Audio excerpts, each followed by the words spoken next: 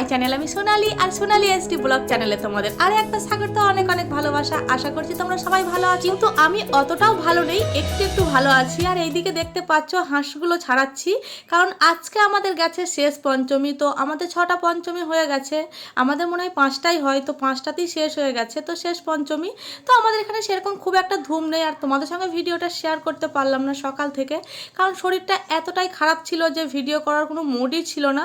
তো তারপর আমি ভাবলাম তোমাদের সঙ্গে একটুখানি শেয়ার করি, পুজোটা শেয়ার করতে পারিনি, তাতে কি হলো। এইদিকে দেখতে পাচ্ছ এই রোদের মধ্যে কিন্তু আমরা হাঁস পরিষ্কার করতে এসে গেছি। এখানে দুটো হাঁস রয়েছে, তো হাঁসগুলো কিন্তু আমরা কখনোই এইভাবে গরম জল দিয়ে পরিষ্কার করিনি।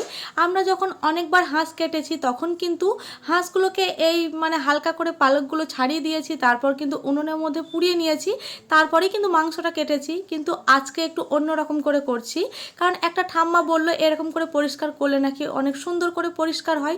তো আমিও দেখছি, তো হাঁসের জল কিন্তু নিচ্ছে না গরম জলে, তারপরেও কিন্তু দেওয়ার চেষ্টা করছি, কিন্তু মোটামুটি পরিষ্কার হয়েছে এই দেখো। কিন্তু তারপরে মনে হচ্ছে আমার একটুখানি উনুনে নিয়ে গিয়ে আর একটু পুড়িয়ে নিলে ভালো হবে, তো সেই জন্য আমি চলে যাচ্ছি উনুনে।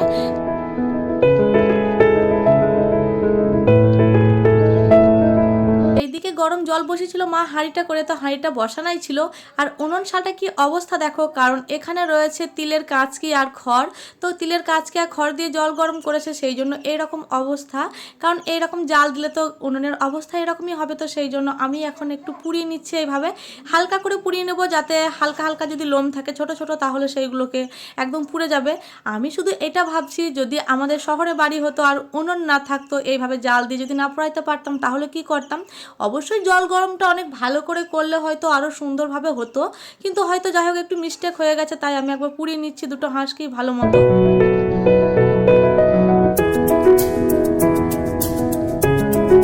হাঁসগুলো যখন পালক ছিল তখন অনেক বড় বড় লাগতো, আর এখন দেখছি অনেক ছোট ছোট লাগছে, কারণ হাঁসগুলো একদম পাখির মতো।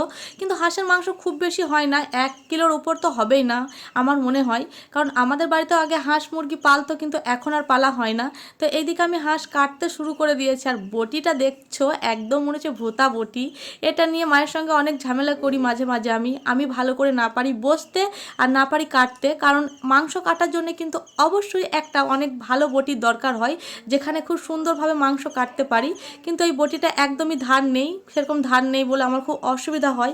আর আমি দেখো এমনভাবে ছড়িয়ে ছিটিয়ে বসেছি, বসারও আয় নেই, কারণ বটির পাটাটা অনেক ছোট, তো এরকম ব্যাপার। তো বাড়িতে কিন্তু মাংস এলেই কিন্তু আমি কাটি, গোটা মুরগি আসুক বা হাঁস আসুক যাই হোক না কেন, বড় মাছ আসুক, সব কিছু আমি এখানে কাটি, মা তো সেরকম কাটে না।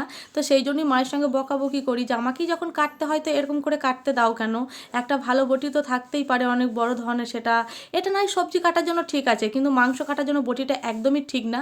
তো চলো মাংসটা কেটে নিই।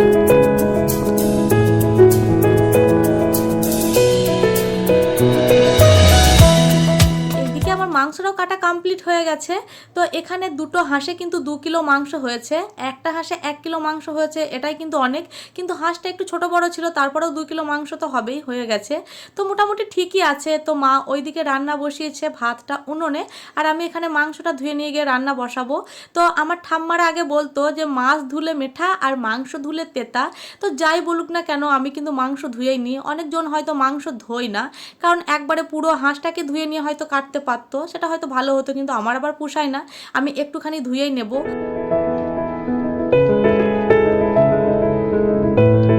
এইদিকে দেখো মা আমাকে হেল্প করছে লঙ্কা বেটে দিয়ে। তো এখানে জিরে নিয়েছে আর লঙ্কা নিয়েছে, শুকনো লঙ্কা, তারপর বেটে দিচ্ছে। আমিও কিন্তু বাটতে পারি, কিন্তু হাত জ্বালা করবে সেই জন্য বাটছি না, আর মা একটু হেল্প করে দিচ্ছে। তো মা এই লঙ্কাটা বেটে দেবে আর মশলাগুলোও বেটে দিচ্ছে। তো আমি এইদিকে দেখো আলুগুলো ভেজে নিচ্ছি, মা ওইদিকে বেটে দিচ্ছে, সেই জন্য কড়াইও বসিয়ে দিয়েছি। তো আলুগুলো আগে ভেজে নেব মাংস দিয়ে রান্না করার জন্য।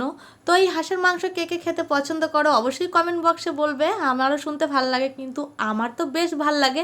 পোলট্রির মাংস খেয়ে খেয়ে কেমন যেন বোরিং হয়ে যায়, কারণ দেশি হাঁস মুরগি তো পাওয়াই যায় না, আর দেশি হাঁস মুরগি কিন্তু একটু শক্ত হয় মাংসটা, কিন্তু ভাল লাগে একটু ভালো করে খেটে রান্না করলে, একটু ভালো করে সেদ্ধ করলে, হালকা আঁচে দিয়ে অনেকক্ষণ ধরে, অবশ্যই ভালো লাগে। আমার আলুগুলো ভাজা হয়ে গেছে। এখানে রয়েছে পেঁয়াজ কুচি, কাঁচা লঙ্কা আর জিরে লঙ্কা বাটা, আর গোটা লঙ্কা জিরে আর রয়েছে আদা বাটা, রসুন বাটা, আর লবণ তো লাগবেই, হলুদ লবণ, এটা তো বলতেই হবে না। তো খুব যে তেল দিলেই যে তরকারি টেস্টি হয় এমন কোনো কথা নেই, তরকারি কিন্তু রান্নার কাছেই মজা, কষানোর কাছে মজা। তো সেই জন্য আমি তেল যতটা পারি কম দিয়েই রান্না করি। আমি প্রথমেই তেল গরম হওয়ার পরেই কিন্তু দিয়ে দিয়েছি এখানে শুকনো লঙ্কা আর জিরে ফোড়ন দিয়ে দিয়েছি। তারপর রসুন বাটাটা দিয়ে দেবো। তো রসুন বাটাটা দেওয়ার পরে একটুখানি ভালো করে একটু লাল লাল করে ভেজে নেওয়ার পরে আমি পেঁয়াজগুলোকেও দিয়ে দেবো। তো পেঁয়াজগুলোকেও একটু লাল লাল করে ভেজে নেব। তো একটুখানি ভাজা হবে, তারপরে কিন্তু আমি মশলাগুলোকে এখানে দিয়ে দিয়েছি, দেখতে পাচ্ছ হলুদ দিয়েছি আর লঙ্কা বাটা দিয়েছি। তো মশলাটা একটু কষিয়ে নেওয়ার পরে কিন্তু আমি আলুগুলোকে দিয়ে দিয়েছি, যে ভাজা আলুগুলো ছিল। তো এটা একটুখানি কষিয়ে নেওয়ার পরে তারপর আমি মাংসগুলোকেও আস্তে আস্তে দিয়ে দেবো এখানে। তো মাংসগুলোকেও দিয়ে তারপর আমি বেশ কিছুক্ষণ ধরে কষাবো হালকা আছে, মানে ঢাকা দেবো, তারপর কষবো, আবার ঢাকা খুলবো, এইভাবে কিন্তু হালকা আছে। আর মাংস গ্যাসের মধ্যে যদি হালকা আঁচে দিয়ে রান্না করা হয় তো আমার মনে হয় খুব সুন্দর হয়। শুধু মাংসই না, সব কিছুই তরকারি যদি তাড়াহুড়ো করে রান্না করা হয় সেটা খুব একটা ভালো লাগে না। তো আমার মনে হয় একটু হালকা আঁচে দিয়ে যদি রান্না করা হয় তাহলে হয়তো অনেক টেস্ট হয়, বা আলুগুলো থাকে সেগুলো খুব সুন্দরভাবে সেদ্ধ হয়, বা মাংসটাও খুব সুন্দরভাবে সেদ্ধ হয়। তো আমার মাংস রান্না করতে একটু বেশিই দেরি হয়, কারণ আমি একটু মাংস কষাই, যতক্ষণ মানে পারি কষাই, কষাতে কষাতে যখন মাংসর একদম কালার চলে আসে, একদম মানে খয়েরি টাইপের একটা, তখনই কিন্তু আমি জল দিই। তো এদিকে দেখতে পাচ্ছ ঢাকা দিচ্ছে আর কষাচ্ছে এইভাবে, কিন্তু জল দিতে হয়নি কারণ এখানে জল বেরোচ্ছে হালকা আঁচে যেভাবে কষাচ্ছি আমি। আর ওইদিকে দেখতে পাচ্ছ আমি জল গরম বসিয়ে দিয়েছি, তো এটা কষানোর পরেই কিন্তু আমি গরম জলটা দিয়ে দেবো। তো চলো দেখো, আমি ফেসবুকে একদিন পোস্টে দেখলাম যে ওখানে লেখা আছে যে তোমরা কি কি রান্না করতে পারো মেয়েরা, অবশ্যই কমেন্ট বক্সে লিখে যাও। তো সেখানে দেখছি হাজার হাজার মেয়ে লিখেছে, তাদের বয়স কিন্তু খুব কম না, প্রায় 18-20 বছর 22 বছর বয়স, এরকম বয়সে বোনেরাও কিন্তু লিখে গেছে ওখানে যে আমি রান্না করতে পারি না, জল গরম পারি আর এই টুকটাক জিনিস পারি। মানে সেটা আবার গর্ব করে বলে। এখন যদি বলা হয় কোনো মানুষের কাছে বা কোনো ছেলের কাছে যে আমি রান্না করতে পারি বা সমস্ত সব কাজ করতে পারি, সেই মেয়েটা কিন্তু স্মার্ট না। এখনকার এমন একটা দিন এসছে, এমন একটা পরিস্থিতি এসছে যে মেয়েরা কিন্তু গর্ব সহকারে বলে আমি তো রান্না করতে পারি না। আর রান্না করতে পারি না বলাটাই কিন্তু একটা স্মার্ট, বুঝতে পারলে? এখন এমন একটা দিনকাল যে কি বলবো, আমার তো লজ্জা লাগে যে মেয়ে হয়ে রান্না করতে পারে না, এটা আবার গর্ব করে বলে।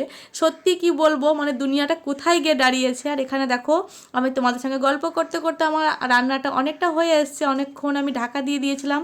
তারপরে আমি আদা বাটাটা দিয়ে দিচ্ছি, আরও কিন্তু 2-3 ফুট হবে, মানে আরও একটুখানি হবে 10 মিনিট। তো আমি আবার ঢেকে দিয়েছি আদাটা দেওয়ার পরে। আমি কিন্তু আদাটা একটু অন্যরকমভাবেই দিই, কারণ সবাই হয়তো আদাটা কষানোর সময় দেয়। তো এখানে দেখতে পাচ্ছ আমি গরম মশলাটাও দিয়ে দিয়েছি, এলাচ রয়েছে এখানে, লবঙ্গ আর দারচিনি রয়েছে, তো এখানে এটাও দিয়ে দিয়েছি, বেটে রেখেছিলাম। তো কি বলবো, আমি আদাটা কিন্তু রান্নার হওয়ার আগে দিই না, মানে যখন কষাই তখন দিই না। তো আমি যখন রান্নাটা প্রায় অনেকটা হয়ে আসে তখন আদা বাটাটা দিই। হয়তো তোমরা বলবে যে এটা কেমন রান্না, যাই হোক তোমরাও দিয়ে দেখো, অবশ্যই ভালো লাগবে, কারণ অনেকজন দেখে তারপর খেয়ে কিন্তু বলে না ভালো লাগছে। আর রান্নাটা কিন্তু আমার এইরকম হয়েছে। তো কেমন লাগছে দেখো রান্নাটা।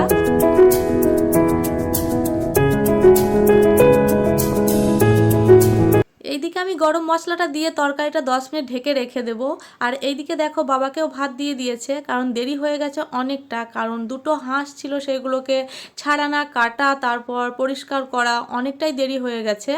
আর আমাদের বাড়িতে কিন্তু গরম মশলা দিলে তরকারি সবাই খেতে চাইতো না আগে, আর এখন কিন্তু আমি আস্তে আস্তে করেই সবাইকে ধরিয়ে ফেলেছি, কারণ মাংস যদি গরম মশলা না দেওয়া হয় তাহলে ভাল লাগে।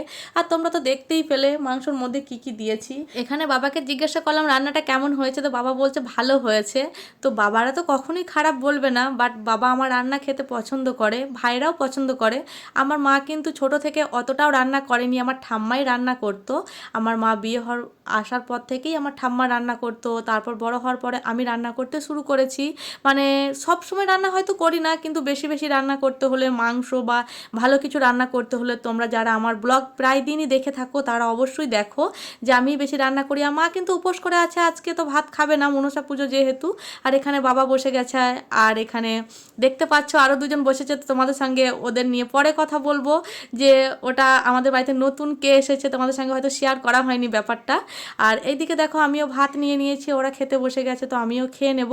এই আমাদের পঞ্চমী এবং মনসা পুজোর সময় কিন্তু আমরা লাল গোলের কিছু খেতে পারি না, যেমন ধরো ভেন্ডি, লালতে শাক, পই, ডিম, গমের আটা, এরকম লাল জিনিস কিন্তু আমরা খেতে পারি না। তো সেই জন্যই পঞ্চমীর দিনই কিন্তু আমাদের রান্না বান্নাও সেরকম কিছু হয়নি আজকে, কারণ ছেলেদেরকে তো একতরকি ভাত দেওয়া যায় না, তো তাদেরকে দিয়ে দিয়েছে। আর আমার তো আলু খাওয়া একদমই মনে হয় কম, আমি এখন আলু কম খাচ্ছি। তো চলো ভিডিওটা বেশি বড় করছি না, আবার দেখা হচ্ছে নেক্সট ব্লগে। ততক্ষণ তোমরা সুস্থ থেকো, সুরক্ষিত থেকো, সাবধানে থেকো, পারলে চ্যানেলটি সাবস্ক্রাইব করে দিও। বাই।